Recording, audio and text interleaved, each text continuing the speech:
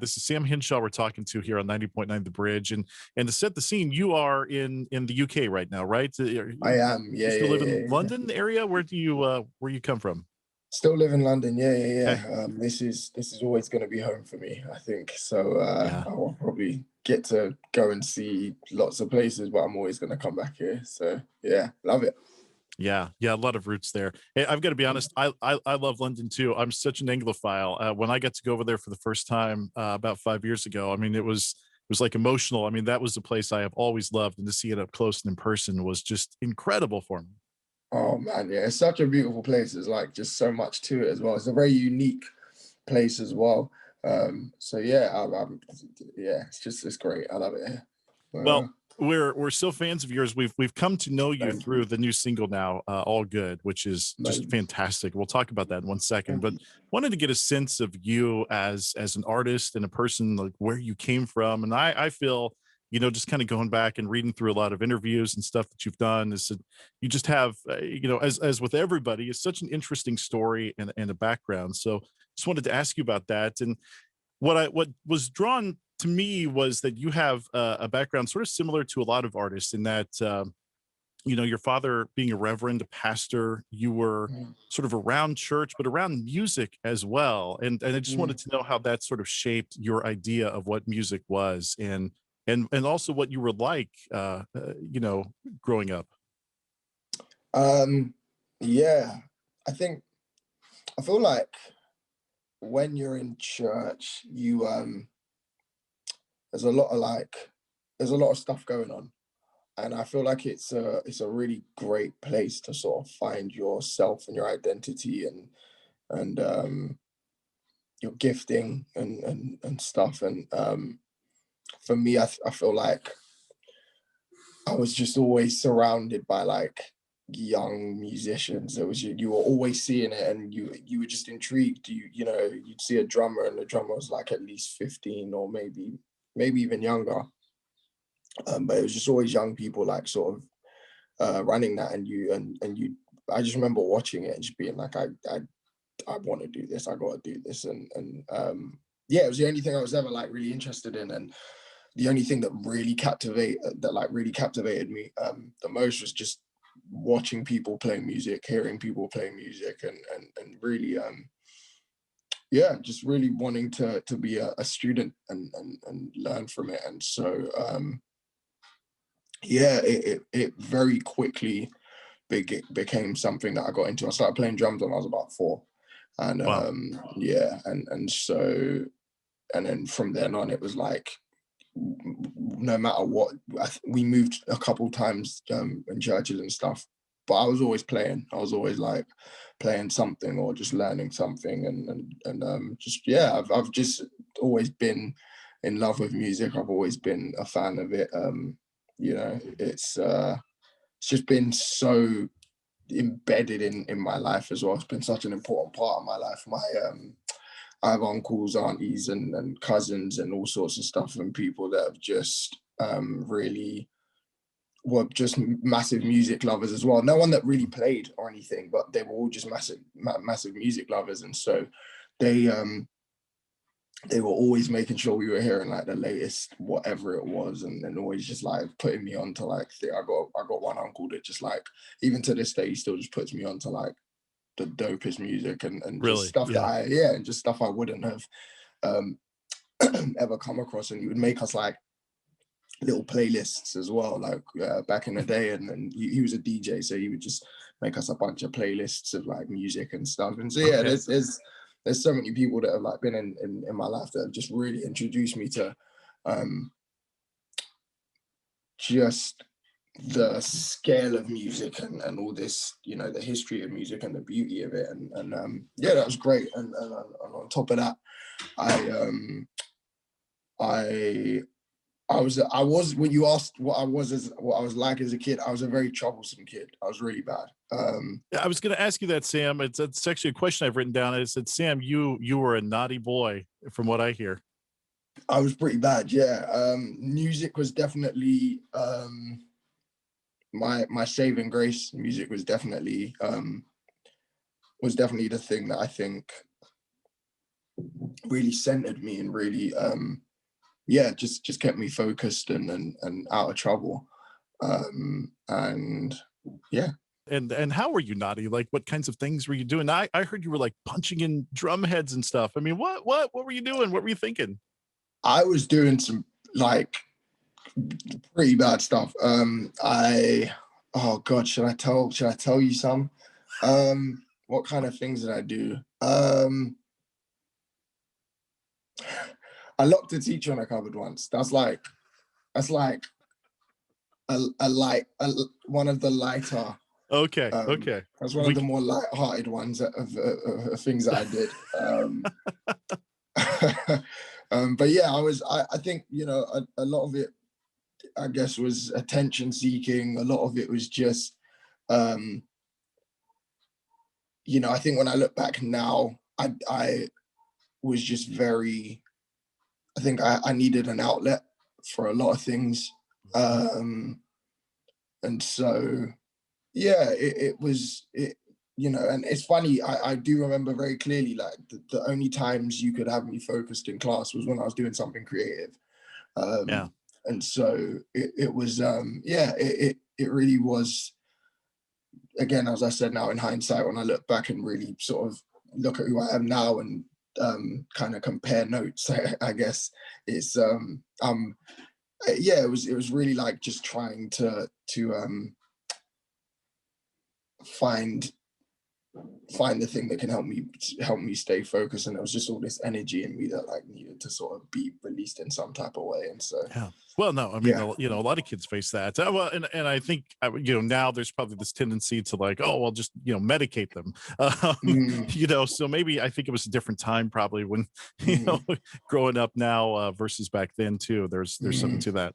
Yeah, would you? I mean, it was, and having said that, I went to get like tested for like ADHD and all that sort of stuff, and it was, yeah, because you want to, when you see someone that's just like constantly like causing as much trouble as I was, there's got to be like some type of reason, I guess, essentially, and it yeah, it it makes sense to investigate and check that sort of stuff. But I do think sometimes that like the medicating thing doesn't, it makes me question whether it can like help or harm a bit Hmm. more. Yeah. There's a And fine line there. yeah, it's definitely a fine line. You also don't want someone to become dependent on it. You also don't want someone to feel like they don't have the capability of like, you know, of exercising self-control. And the older I got, the more I had to sort of learn that, it's not that I don't have um, things that like are very hard for me to like not do, but there is like a Yeah. huge element of like discipline and self-control that it takes to like just, yeah, not do certain things. So yeah, a Yeah, lot of well, it is so just some learning kids, you myself. just give them the right outlet. You say, hey, here's a drum set, or here, it's like you put Exactly. somebody in the right element, and that, I think that solves a lot of problems too. So Exactly. So yeah, it was a big, again, as I said, music was a big saving grace for me, and I just needed to like find that and yeah, run with it. so you go to university, and then I something else I was reading about you, and I thought this was really interesting because I know a lot of people feel the same way. But you talk about going to university to study music, and then you feel like academia just kind of ripped the soul out of what you're studying, right? Like the university is a way of turning things into not so much fun. When you have homework and Mm, assignments, and you have to do things. It mm, becomes kind of like, why did I mm, study that? mm. Yeah, uni, the experience overall was great. I'm glad I went to uni. I got my degree and all that sort of stuff. But yeah, I don't want to write like 5,000, 10,000 word essays on anything to do with music. I don't care. It's just, it doesn't, it's, it serves no purpose to me, Mhm. honestly. And genuinely, like I learned way more through my experience once I was going into the industry than I was learning from in the classroom. I think there's definitely things that you can learn, and that there's definitely things that you can turn into a curriculum in regards to music that are necessary. You know, like theory and all that sort of stuff was a Yeah. huge necessity. But having to, like having to write essays on stuff, you know, it's not, and you know, I don't want to say it in a way that, because I think it is important to have music in education and have any type of creative outlet within education, but I think there's got to be like, I don't know, I feel like there's got to be a fun, smarter way of allowing people to do it, where it's more of an experience than it is just constant writing. And you know, again, it's another fine line, and Yeah. I understand that like the academic world needs to have, there's that structure that needs to be there for the curriculum, But there's some yeah people who learn more by doing and the practical than by sitting and rote memorization and just, yeah yeah, crank me out a 5,000 word essay about Beethoven or something. yeah It's just, and it's different. and the thing is, it is also about like where you do see yourself ending up within the world of music. Like there are definitely a lot of different Hmm. worlds when it Yeah. comes to music, and so that's why I do say on one hand it is definitely, it can be big. I wouldn't say that I was like completely like, yeah, there's definitely a lot of things that I can say I left with and I took away that still stick with me, but then there's a massive amount of chunk that like I just didn't see the point in Yeah. Oh, like sure. losing sleep, you know what I mean, to write an essay over. So yeah, but it was cool. It was So you cool. grew up, you grew up around this gospel music. You grew up with uncles who were giving you playlists and stuff like that. And Mhm. you go to university and study music. When was the first time that you found your voice and and ultimately the kind of music that you wanted to make? Mm. Um, a lot, like, funnily enough, very recently, I think I found the music I wanted. I found like my, I think I found my voice when I was maybe like 16 or 17. Hmm. Singing was like the very last thing I ended up trying to do. Um, and I found like my, I guess, musical identity and like my sound or whatever. Oh, the sun's coming in. Um, Yeah. yeah, I found like my musical sound, and that that was maybe like, what is it? It's 2021.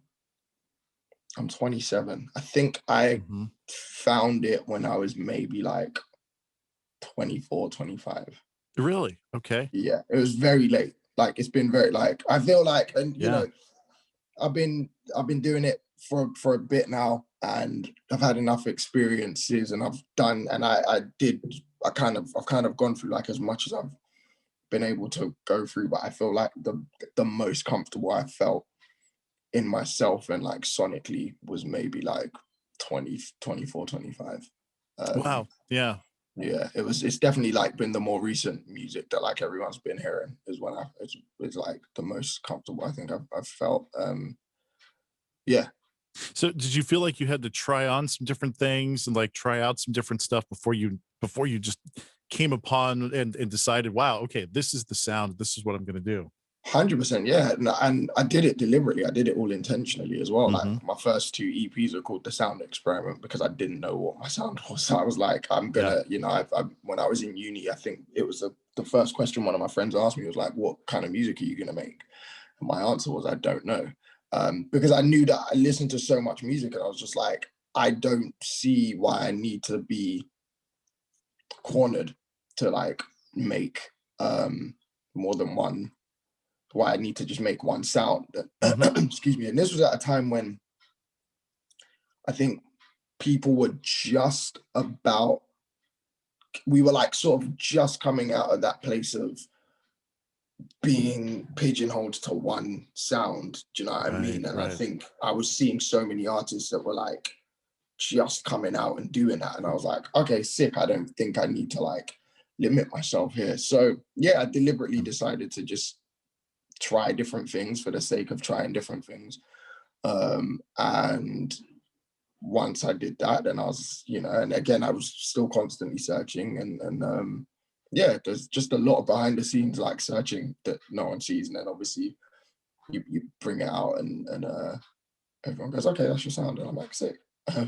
Yeah, I was gonna say, I think you came along at a really great time in music because, a lot of artists, we see so many artists now are pointing to, let's get rid of genres, let's get rid of formats, and it's sort of the beauty Mm, of like our station is that we go from one of your songs to Johnny Cash to like, mm, a rap song into, mm, this great indie folk song. It's all mm, over the board because we're built for people who just love music. And why mm. have to be pigeonholed into one of those categories as an artist? Of I mean, course. that's the beauty of it.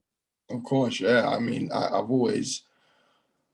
love the idea of being able to, freely create what you want to create. And I do, and again, I do understand the whole essence of like genres. I feel like that's where uni comes in. I feel like when I studied that, it was the sort of the understanding of genres and what makes a genre and style and all this sort of stuff.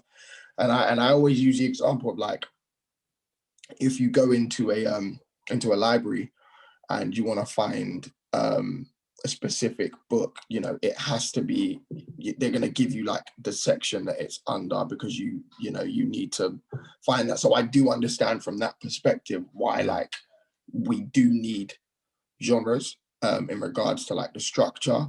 But I guess from the more creative side, it's like, do we need to stick to the formula of what makes that genre a genre anymore? Like, do we need to stick to the formula of like what this sound creates? Do we need to stick to like why aren't we creating new genres? Do you know what I mean? Why are new Yeah. genres like Yeah. just not being created? And Hmm. that's not to say they're not, but like, we let's start thinking more in those lines now where it's like, okay, cool. I'm creating this because I want it to be the beginning of a new genre. I want it to be a part of a new genre that seems like it's taken off or whatever. But yeah, I think we're in a time where like we're so much more advanced in regards to like technology, sonics, just everything. So it's like, why not just do what we want to do with all of that? Yeah. What was your first gig like? What were your first gigs like? Were you nervous? Was that exciting? What do you remember from that time? Always nervous. I don't think I've ever stopped being nervous before a show. So I can definitely tell you I was like Yeah. 100% nervous. Because every show is a new experience. Like it's always going to be like that show is always going to be the first time you do. There's going to be something in that show that's going to be the first time you do it. Hmm. So I remember, yeah, just really being nervous before any show that I did.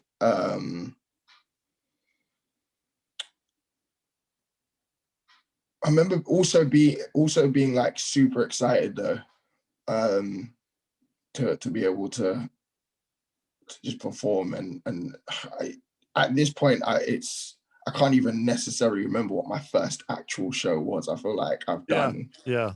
so many at this point. When you go from those first performances, then I mean, gosh, you pretty quickly, it seems like, got called to, you went out with what, James Bay and Chance the Mm, Rapper, and so now you're on these bigger tours and you've got different audiences out there. And what were those experiences like? Trying to open for somebody and perform in front of a crowd that you knew was there for one particular artist, and trying to maybe win them over, or trying to get them to understand what you're doing. it's scary. It was really scary because Yeah. you don't. It's literally what you said. It's like they're there for someone else, so they don't have to like you. They don't have to. They don't even need to stay to listen. They don't even need to show up to listen. Honestly, Yeah. Yeah. and but I all I can say is I don't think I've ever been that fortunate with like the opening slots that I've had because we every show every time was just everyone was so warm, so welcoming, so amazing. Um, Yeah, it really was like a great experience, those tours.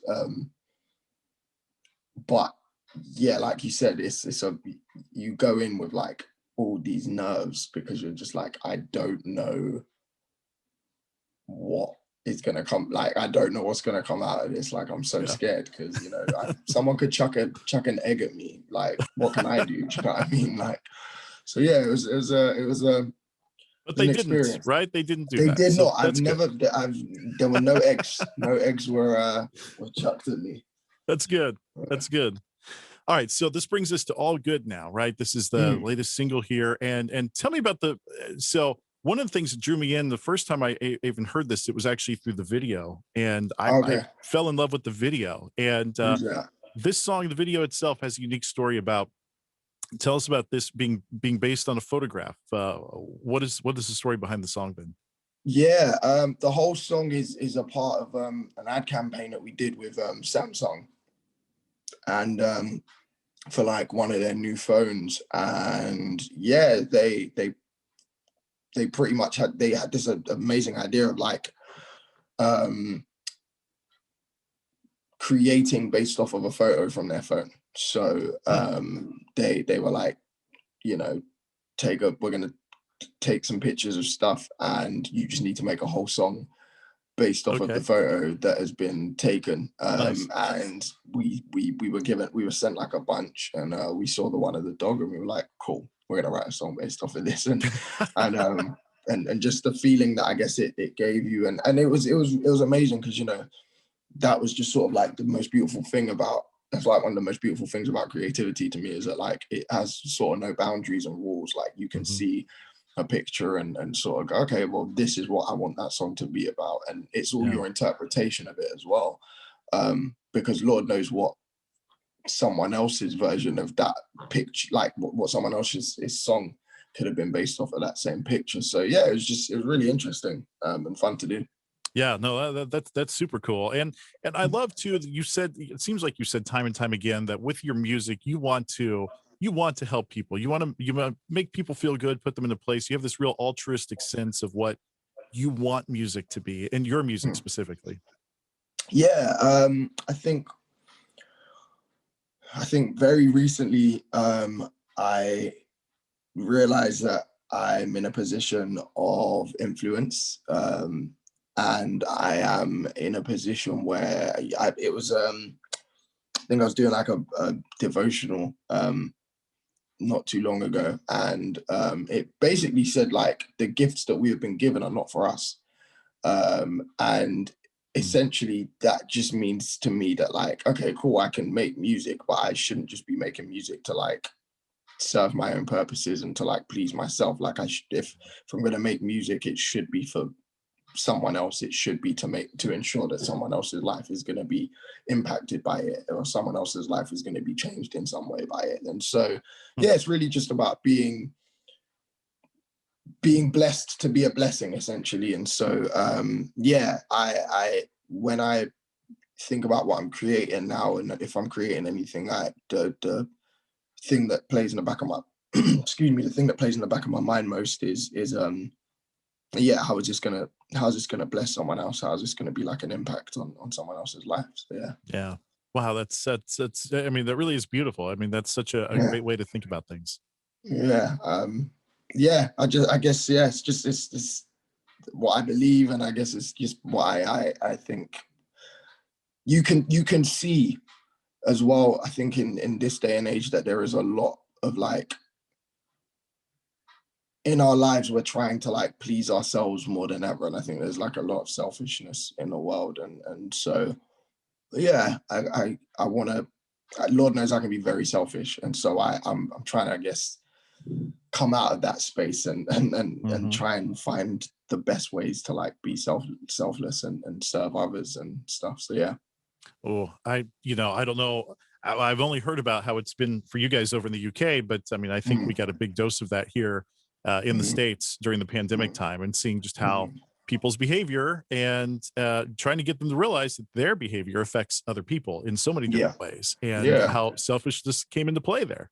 Yeah, this whole situation that we've been going through has played a big part in helping my understanding of that. You know, I've viewed so many things and I've seen like uh, my own behaviors and stuff, and it's just like, okay, well, am I really reflecting someone that you know? When I think of the idea of love, and you know, we constantly speak about love in this society, and but when I sit down to really understand the true essence of love, I I um I perceive love as selflessness. And if I'm not being selfless in my actions, then I can guarantee that I'm being selfish, and I can guarantee I'm not walking or working in love. And so I think it's important to this time's been important to really amplify that, and to really show, to sort of help us reflect and see how we've been treating one another and stuff. So, yeah.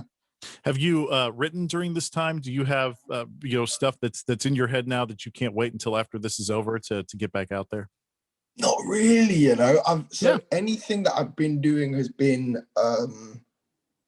like work based, and through that have actually come out like maybe have actually come out quite a few songs, because whenever I'm writing for something, I'll Hmm. write like more than one song. We'll make maybe like, if we're doing like a movie or something, we'll write like 3 or 4 songs for it. Like even with this Samsung thing, we made about 4 songs before we landed on All Good. Oh wow. Okay. And yeah, one of those songs is ending up on my album. So it like, I Yeah. always try to make sure we do as much as possible. But during this time, there's not been like, yeah, honestly, there's not been that much motivation Hmm. to make music. There's been a motivation to create. And I've been creating like tons. I've been like doing just a bunch of other stuff, but I just haven't felt this need or urge or excitement to create music during Yeah. this time. So, and I mean, I'm finishing the album as well now. So like, I got my hands full enough to like not needing to like do any more music. So for the moment, but yeah, I feel like once either we're out of this or once I'm just done with the album, then my head will probably go back to that place. Yeah. Well, it's okay. I mean, one thing at a time, because you've got an Of album to course. come out. So then, hopefully that coincides with the end of the pandemic. You can go Mm, maybe tour in support of that and get that music out to 100%. people and then do the next project, right? Yeah, exactly. Yeah, it is. I'm sure, and I hope, and I'm sure it'll like pan out that way. But yeah, it's been. I still, yeah, it's been fun. It's been very chill, just being able to Yeah. like use my creativity in a very different way, and use it for like different outlets and stuff. Nope, that's very cool. That's very cool. Well, Sam Henshaw, we appreciate the time today. Thank you so much Thank you. for us, for allowing us to chat with you for a while, get to know a little bit more about you. Thank you Um, for having me. I just wanted to ask in closing. This comes up in like every interview. Have you still not done karaoke? I mean, it seems like everybody asks you about this, and you've never sang karaoke. I mean, what the heck, man? I've actually never said, it's so weird, and I would love to do it. There's a lot of like things that I'm surprised at myself for not doing, and karaoke is like at the top of that list. When everything opens back up, I'm definitely doing karaoke for sure. For Okay, sure. I all don't right. know. I still don't know why Yeah. I've never done it. It doesn't make sense to me. It doesn't make any No, it's sense. you said that you even have your song, right? Like what you'd want to do, what living on a prayer, or Man, yeah, yeah, yeah, yeah. yeah, yeah. Or Teenage Dirtbag by Wheatus. Still, for Oh, I some love it. reason, yeah, for Yes, some reason, yes. I've never had the opportunity to. Yeah, so weird. That's really mind-boggling to me as well that I've never been able to do it. Well, and I only ask you that because I thought it was hilarious that for some reason that question comes up in every interview that you have A done, and lot I'm of like, people, what? Does everybody want to know about karaoke? I mean, I a don't really lot of ask that a people lot have of. asked me that actually. Yeah, that's so interesting. Yeah, maybe even next time we speak, or next time I have an interview and someone asks, I'll be able to say, yeah, I've done it now finally. Okay, well, if look, if you come to Kansas City, there is a Yeah. fantastic place here that we love to go before the pandemic, and you can get these little rooms and do karaoke with your friends and whatnot. We're going to take you there. Okay, we're going to No take you way, there. that'd be amazing. And you do some Bon Jovi, maybe do some Spice Girls. I don't know. I know you love the Spice Girls Definitely, too. definitely gonna do Spice Girls. There's no way that wouldn't happen. For sure. For sure. That's awesome. All right. Well, I appreciate Sam, it, thanks man. again. Be well Thank you. and be safe, my friend. And thank you Same so to you, much. man. Thank you. Bless you, brother. Yeah, appreciate it. Thank you. Thank you, man. All right. Take care. Have a good one. You too. Thanks.